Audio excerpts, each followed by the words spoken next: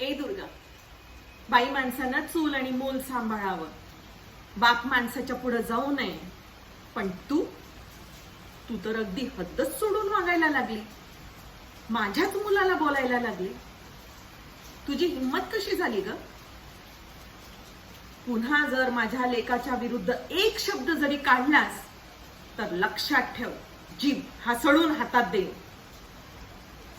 माझ्या रविराजचं ऐकशील तर सुखात राहशील, नाहीतर सडशील त्या माहेरात. आणि मी काय म्हणते ग, असेल माझ्या रविराजचं बाहेर काहीतरी, पण तू का नाखूप असतेस? तुला काय गरज आहे?